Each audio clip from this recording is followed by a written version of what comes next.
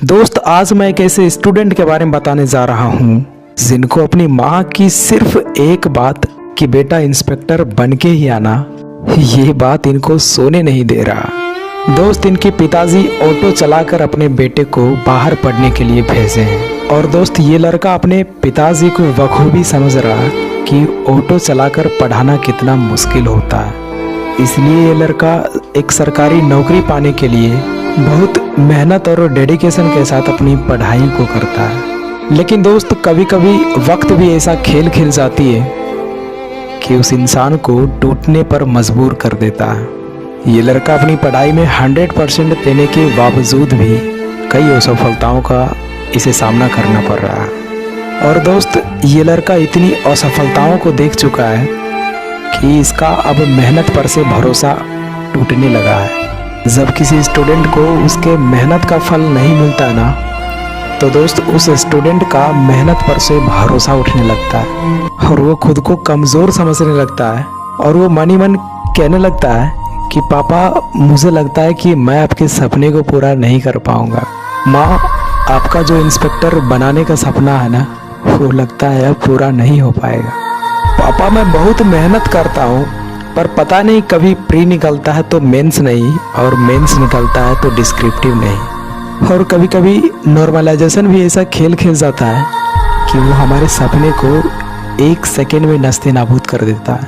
पापा मैं क्या करूँ, मुझे कुछ भी समझ में नहीं आ रहा है। और एक वैकेंसी को कंप्लीट करने में हमारी ये गवर्नमेंट को 3 साल लग जाते हैं। ये सरकार स्टूडेंट के दर्द को कभी समझ ही नहीं पाते हैं। पापा आपको लगता होगा कि हम यहाँ पढ़ाई नहीं करते हैं इसलिए एग्ज़ाम नहीं निकल पा रहा है, लेकिन पापा मैं आपको कैसे बताऊं कि मैं अपनी पढ़ाई को लेकर इतना सीरियस हूँ कि मुझे 24 घंटा सिर्फ पढ़ाई ही माइंड में घूमते रहता है। और माँ मैं झूठ बोलता था कि हम खाना 2 टाइम बना लेते हैं, लेकिन रियल तो ये है कि सुबह का खाना शाम में भी खा लेते हैं ताकि पढ़ाई के लिए 2 घंटा एक्स्ट्रा टाइम मिल सके। और पापा इतनी मेहनत के बाद भी कहीं नौकरी नहीं मिलती है ना, तो ऐसा लगता है कि मैं आपके मजदूरी से कमाया हुआ पैसा को बर्बाद कर रहा हूँ।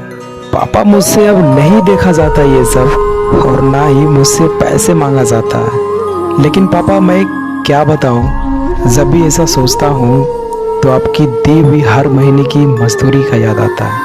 और पापा कभी कभी लगता है कि पढ़ाई छोड़कर कुछ काम कर लो, लेकिन फिर मुझे आपकी उस मजदूरी का याद आता है जिसे आप बहुत उम्मीद के साथ हमें पढ़ने के लिए भेजते हैं। और मुझे माँ की उस बात का याद आता है जब माँ बोली थी कि बेटा इंस्पेक्टर बन के ही लौटना। और मैं माँ की उस सपने को मैं कैसे खोने दूँ। पापा मुझे ये भी पता है कि अगर मैं सफल नहीं हो पाया तो लोग आपका मजाक बनाना शुरू कर देंगे और ये सब मुझसे बिल्कुल भी देखा नहीं जाएगा। लेकिन पापा मैं हार नहीं मानूंगा, आपका सपना और आपकी दी हुई हर महीने की मजदूरी को व्यर्थ नहीं जाने दूंगा। मैं फिर से मेहनत करूंगा पापा, और इस बार दुगनी मेहनत के साथ पढ़ाई करूंगा। बस आप अपने बेटे से उम्मीद मत खोइएगा।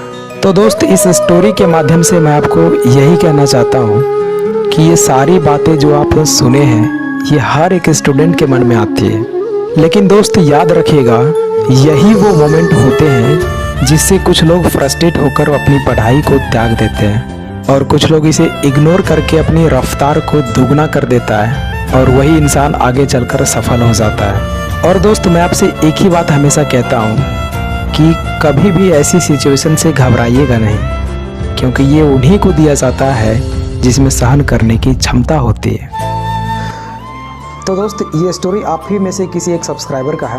वो मुझे इंस्टाग्राम पे मैसेज किए थे, वो अपनी लाइफ स्ट्रगल को बताए थे कि मैं अभी इस स्ट्रगल से गुजर रहा हूँ, तो मैं उन्हीं पे एक डेडिकेटेड वीडियोस बनाने की कोशिश किया हूँ। तो दोस्त आई होप ये वीडियो आपको पसंद आया होगा। अगर पसंद आया तो वीडियो को लाइक एंड चैनल को सब्सक्राइब जरूर कीजिएगा। मिलते हैं नेक्स्ट वीडियो में, तब तक के लिए बाय।